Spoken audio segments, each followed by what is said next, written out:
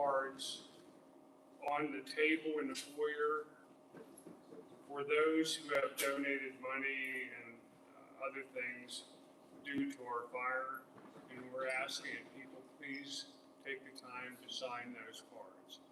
Those people definitely help us out. Certainly appreciate that. Also, there's some other announcements.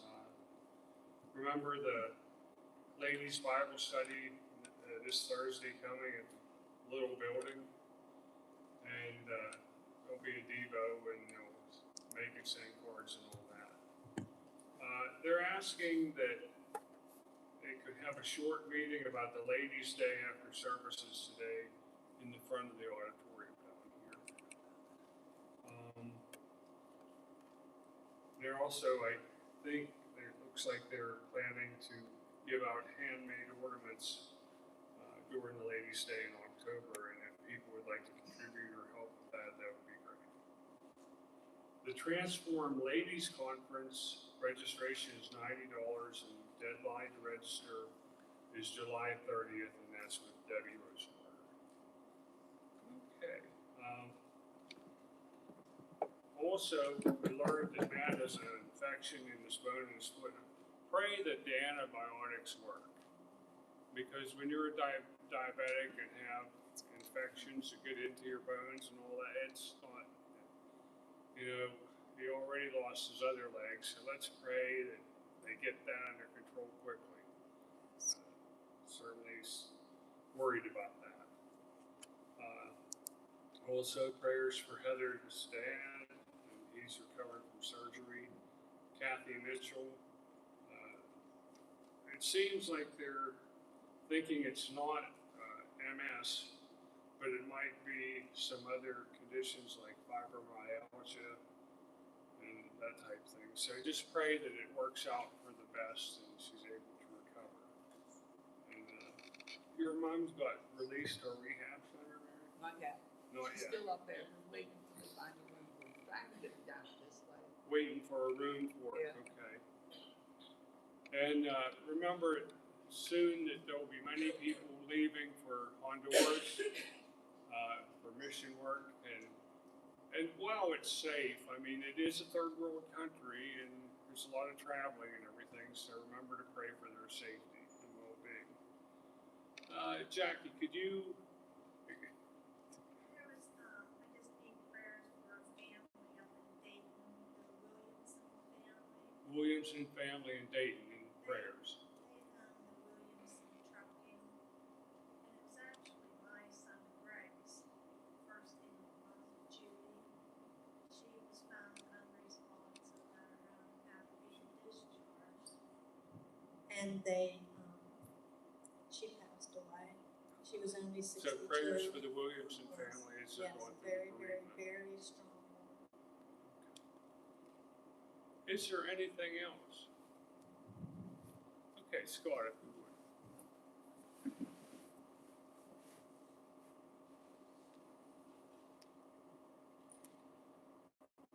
Pray with me. Heavenly Father, thank you for this day. Thank you for this time that we could gather here. Please help us all to be attentive to the words that we hear. Be with Ben as he recalls the lesson that he's prepared for today. Help us to have willing hearts and apply these things to our lives. Please be with the great many of our Christian brothers and sisters that are suffering spiritually, physically. Please be with them and bring them back to a measure of health, if it's your will, Lord. Please be with Matt at this time and help him to recover quickly and get back to us. Thank you so much for Jesus and what he's done for us on the cross. Help us to reflect on that today and remember that throughout the week. In Jesus' name we pray. Amen.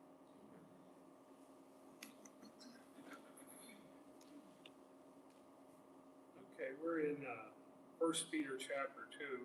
Now, we started last time with verses 13 and 14, but we started some discussions and we didn't really get through all the things I'd want to say on that.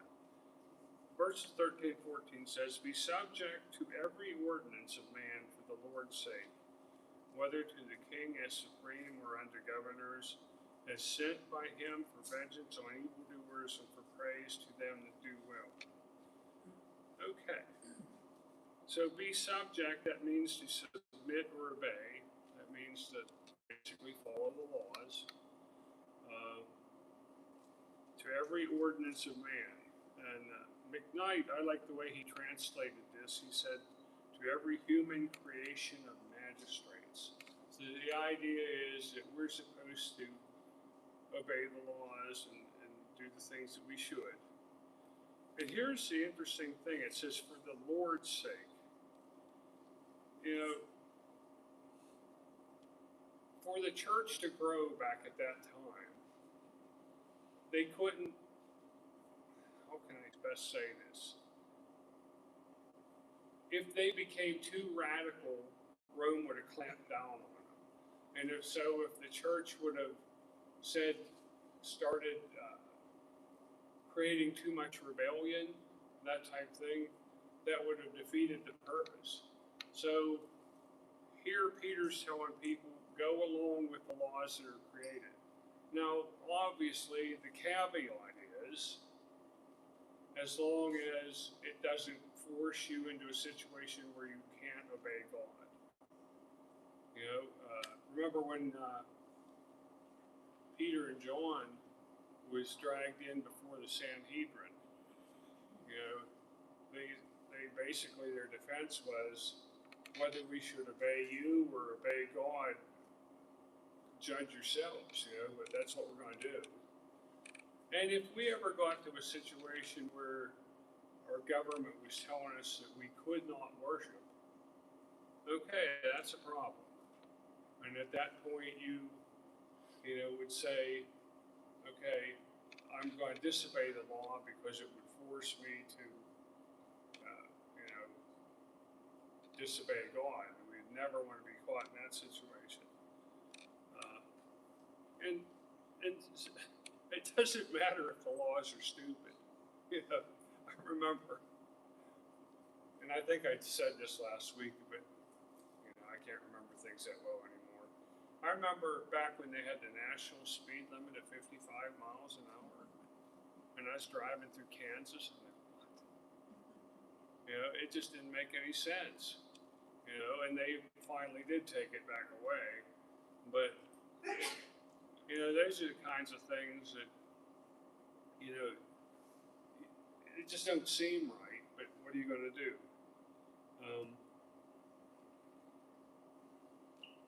I think where it gets dicey, and I'll be honest with you, after last class, I've had discussions with someone, I don't need to go into who. They said, well, what about the situations like back when COVID hit, And I thought, I'm going to tackle that because I think it's not an apples to apples thing. The government was never saying that they weren't saying you can't assemble because they thought that assembling was wrong.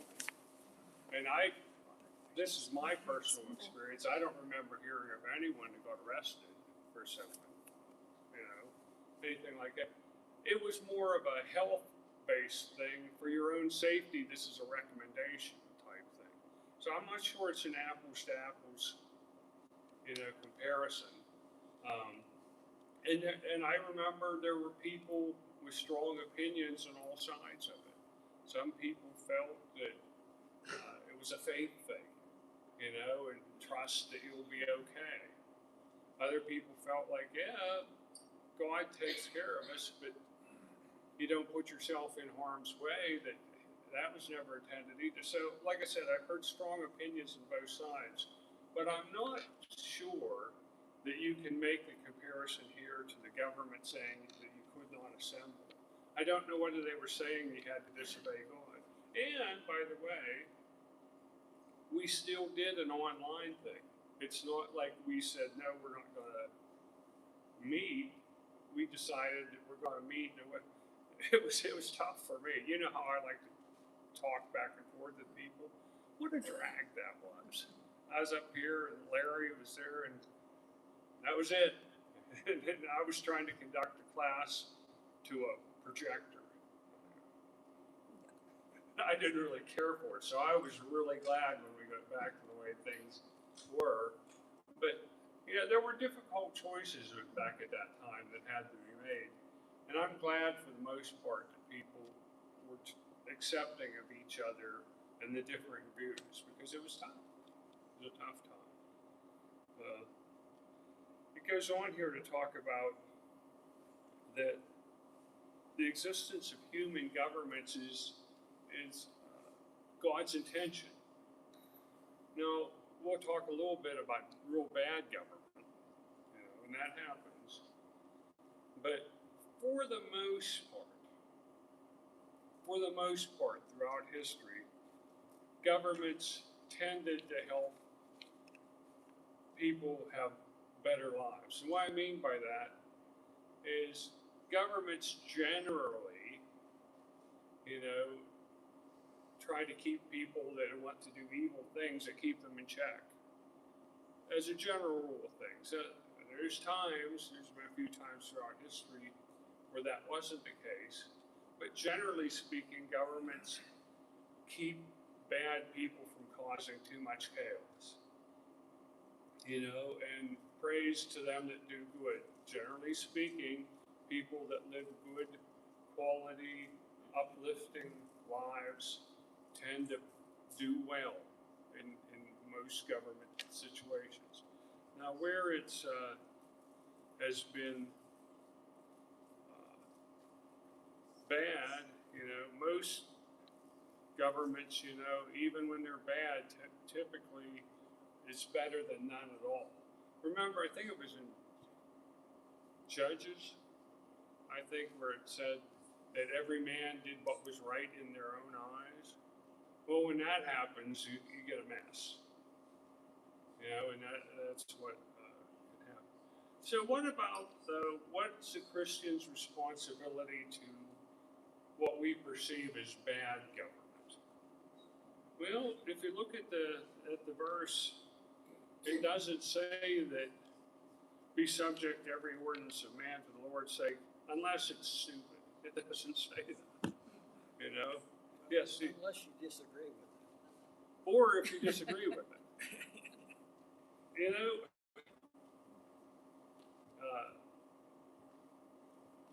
If you think about that, there's been different times throughout my walk that I have not been 100% on board with the things the government's done. Pet peeve of mine has been Planned Parenthood. I haven't felt good, and sometimes money is funneled to them, other times not, and I find that a problem for me personally. I don't like paying taxes in that situation, but again, that's something that doesn't give me the right to go firebomb some places because I disagree. Steve, go ahead. You talk about laws that are stupid. Stupid is in the eye of the beholder. True. Some people didn't think that was stupid law. I suppose that's the case. It's in the eye of the beholder, and you don't get to choose to obey whether you think it's right or wrong. That's well said. That's right, though. People have differing viewpoints. And what tends to happen in our society is, this has been my observation, we tend to have a pendulum thing. You swing one way or the other too much, and then people have a tendency to pull it back. And we generally are on either side of the middle, is what I generally see happening. What I will say for Christians, sometimes people complain about poor governance and stuff like that. The average turnout for evangelical Christians, now granted that means more than the Church of Christ, has only been in the 60-some percentile.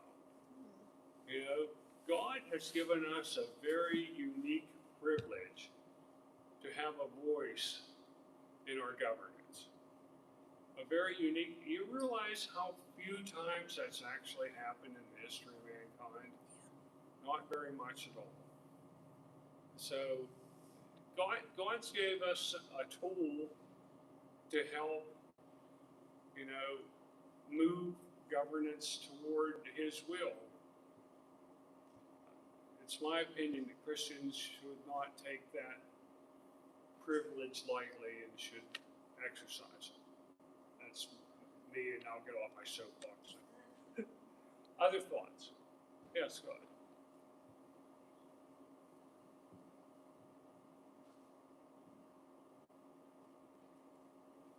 Here comes a wrench in your gears. So, we're given a mind to reason with. Correct. God gives us intelligence, right? And we can think. I understand being open-minded and accepting of things and being subject to your government. I understand that. But not so open-minded that your brains fall out. So, when Joseph heard that every firstborn baby was going to be killed, he got out of Dodge. I'm sure that was against the law. Oh, yeah. So my point is, you have a mind to reason with, and you can be subject to your government, but common sense applies. If somebody tells me to do something that is absolutely absurdly against what I believe in, I'm not going to do it. And maybe I'm going to have to answer for it one day, but I'll be subject to that law too. Yeah. Well, like Peter and John well said, they told the Sanhedrin, you guys make the judge, you make the call whether you think we should listen to you or God, but that's what we're going to do. Yeah, so your point's well taken, and as Steve well said too, different people just have different viewpoints of things.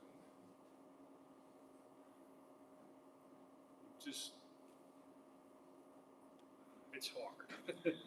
But as Christians, we need to try to be understanding of each other, and that's a realm that I've sometimes seen walking horns and stuff, and we don't want to do that. It goes on to say, for vengeance on evildoers and for praise to them at your will. And that states the general purpose of what human government is supposed to be. Now in verse 15 it says, for so is the will of God, that by well doing ye should put to silence the ignorance of foolish men. So here you get some of the reason of why Peter said that. God's will is that we don't look like radicals. Do you know what I mean? His will is that we obey the laws, try to be upstanding people, don't be upsetting the apple cart all the time, be peaceable, so that your neighbors and other people will say, those are good people. We should have a reputation of being peaceable, willing to get along, not causing an uproar. And when we do things and we live well, we tend to put to silence those who would criticize us. Now here's the thing. Here's my something I've learned. And I used to be the opposite. Okay. We have to watch how we phrase and frame our arguments against people doing things. Now I think some of the things like the abortion industry is one. For me, it's a real pet peeve. And I think in terms of alternative lifestyles and everything, there's big time, we don't agree with that type thing. We don't. But be careful that the traps that the people that lay for us, they want to make us look mean-spirited. Let's not fall into that. Do you know what I'm saying? Oh, yeah. And that's the idea here is do the will of God, or so do the will of God that by well doing you should put to silence. We should oppose things that are wrong, but we don't have to be mean about it. We don't have to be name calling. We don't have to do any of those things. We oppose it using logic and love. You know, that's what we should see.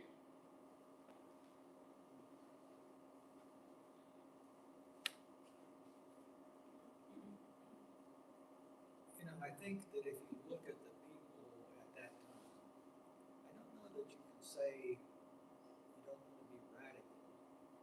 Well, yeah, I see what you're saying. Okay, they, Radical in the sense of like taking up swords and stuff. right. Yeah. The people of that time believed in many gods. And Yes. so for Christians to only believe in one God was kind of radical. Yeah, and come to think of it, But they weren't mean-spirited about it in that they went around bombing temples to the other or gods. bombing temples. You know, Yeah. they were tolerant of people believing in other gods. They didn't believe in other gods, but they didn't take it to a situation where they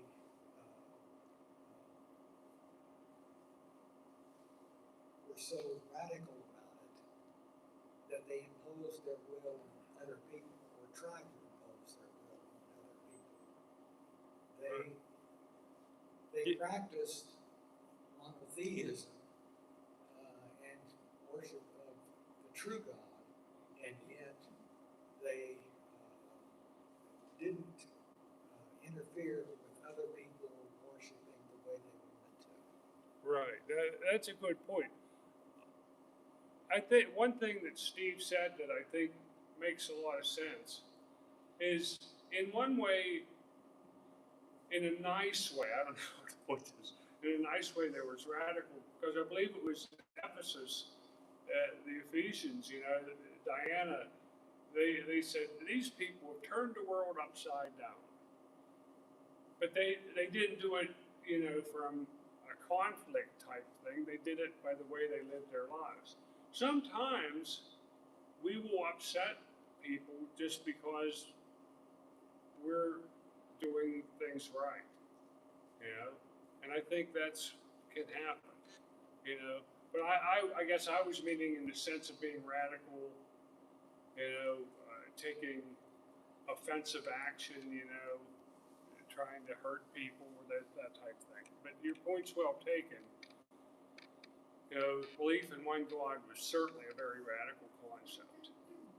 And Christianity was saw as a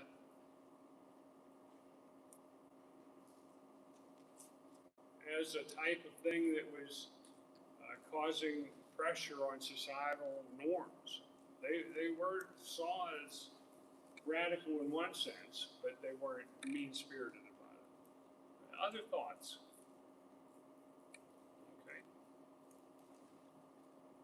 And the idea of putting to silence, the original work in the Greek means to muzzle a beast, to hinder it from eating or biting. And so let's not be the type of people that are biting, if you will, with our speech. You know, let's oppose things that are wrong. Let's oppose them, but do it kindly. Yeah, you were mentioning the riot in Ephesus Yeah. with that Temple of Diana. We just read this with the Bible reading, and here's how it was calmed down. 2 hours of screaming, "Great is the goddess of Diana!" Great, and they were getting ready to get rowdy and radical, as you might say, radical in the negative sense. But verse 35 of chapter 19, the city clerk quieted the crowd and said, fellow Ephesians, doesn't all the world know that the city of Ephesus is the guardian of the temple of the great Artemis or Diana and her image which fell from heaven?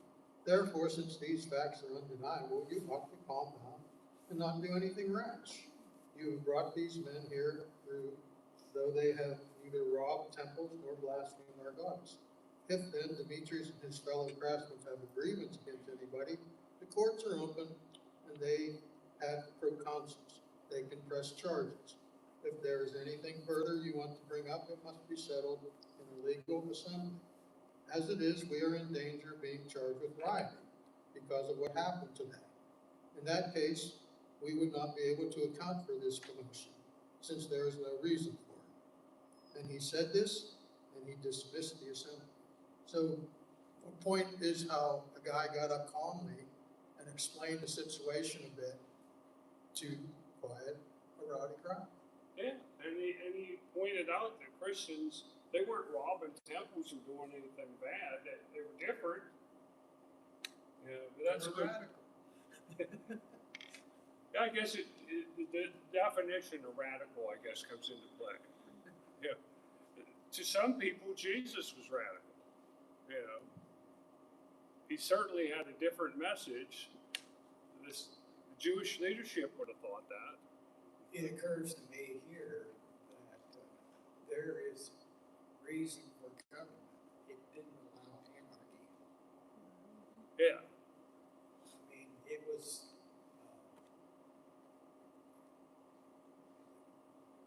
the legal authorities at that time spoke up and protected the Christians. You know, there's reasons for law and order, even if it is not in every respect as God would have it. There is a reason for law and order. Yes. And in this case, it protected Christians even though the Roman government wasn't a very good system to begin with. It still prevented anarchy at that point, and that's what was occurring. The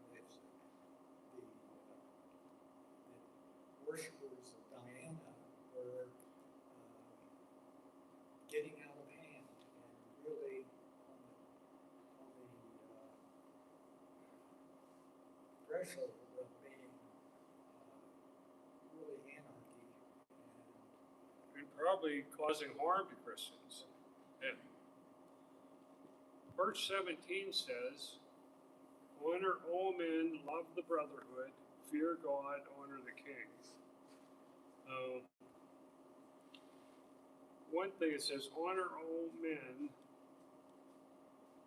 but in particular, and much further than this, love the brotherhood particularly. You know, there's a verse somewhere it says, as much as within you, you know, do good to all men, especially those of the household of faith.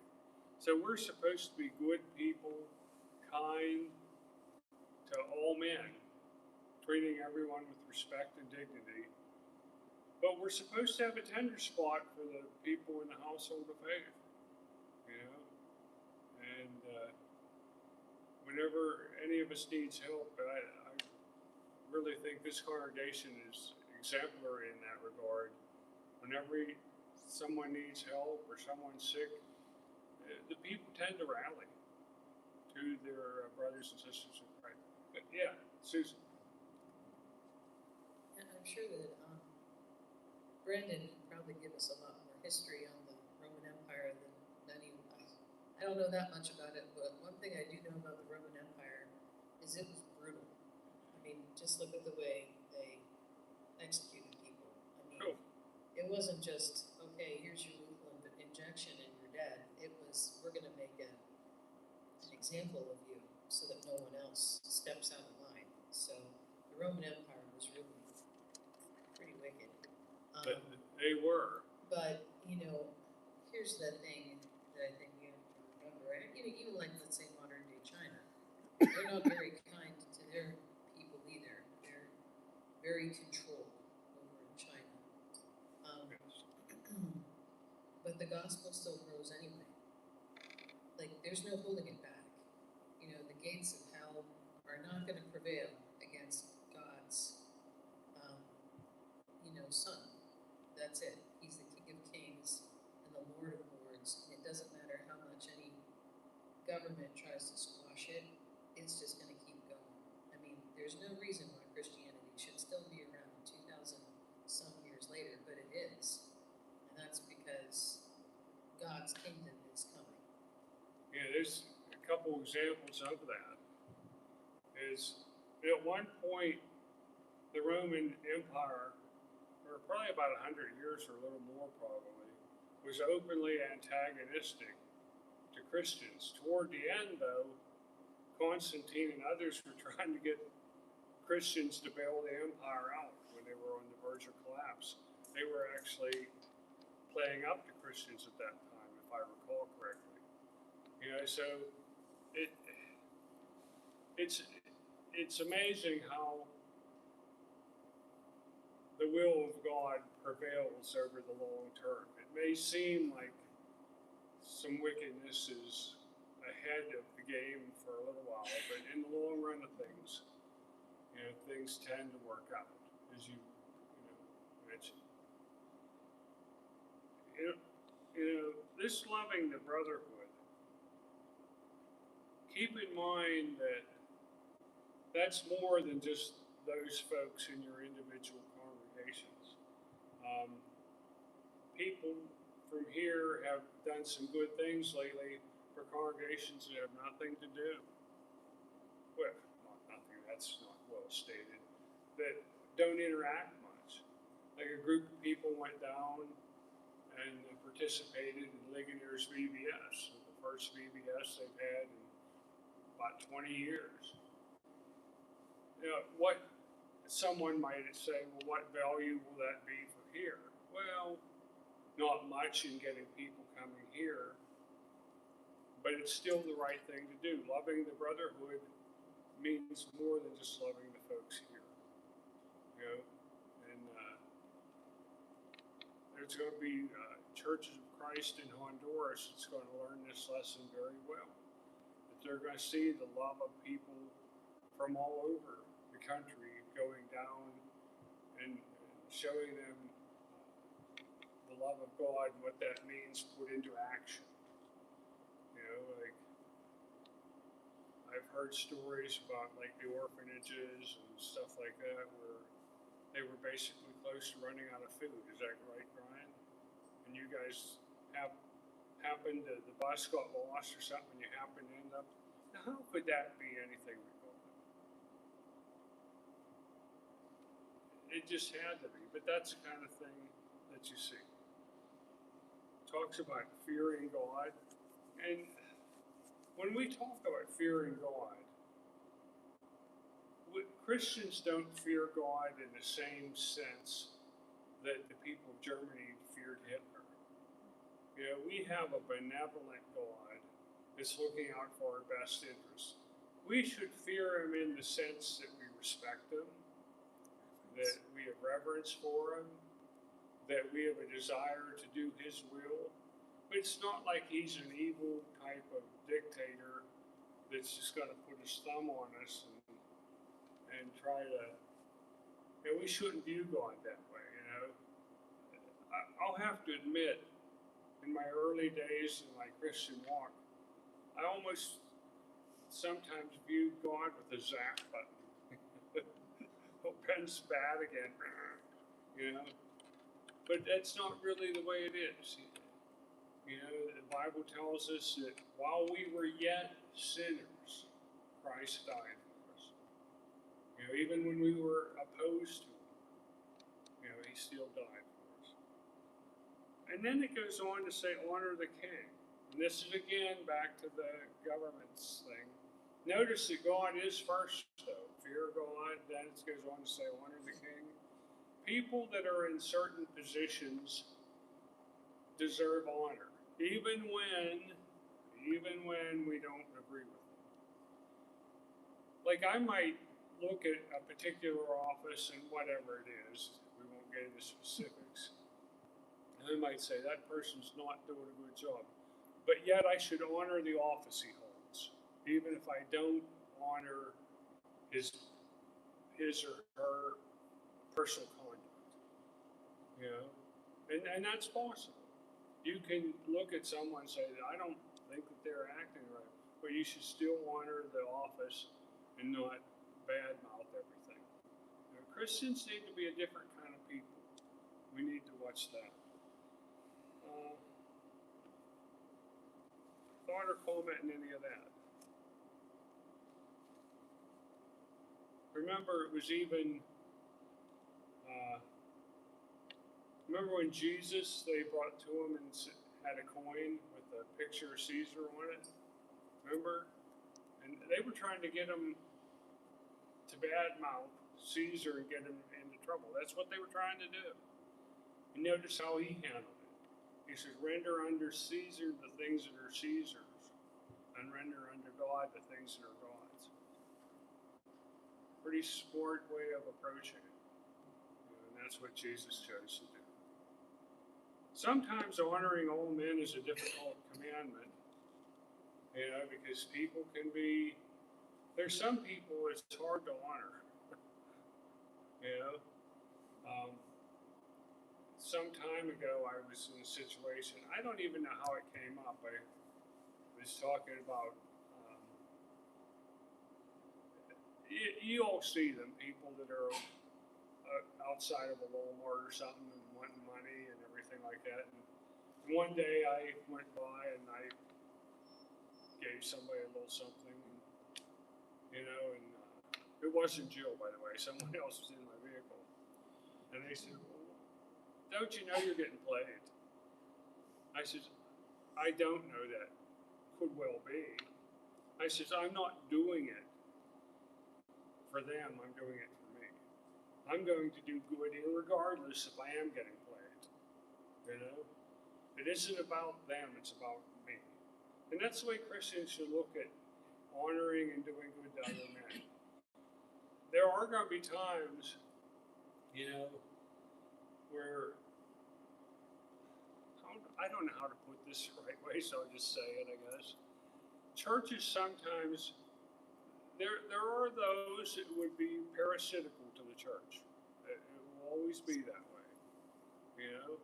And have we ever helped out people that then didn't respond in kind? Yes. Sometimes they do, sometimes they don't.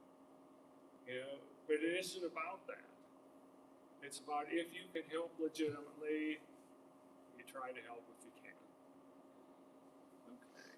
So with that being said, Ben, there was a time when the Lord did say to shake the dust off your feet too. So you might get somebody that plays you a few times, and then eventually you might have to say no the next time they ask. Well said. There's another thing that my grandpa taught me years ago about being bit by the same dog twice. So there's that too. The idea is that we're kind, loving people, but you do have to use common sense. And if somebody keeps doing that type of behavior, at some point you have to say, that's enough. Well, I just recall that I'll just mention, I won't say what city, but one of the churches had a list of people that they thought were playing it. And I guess eventually they figured they weren't going to help these certain people at times. Okay. Oh, I got some help. All right, thank you. Oh, and next week, there's a gentleman coming in who's going to be taking the Bible class, and I guess that's going to be some good stuff. So I look forward to that.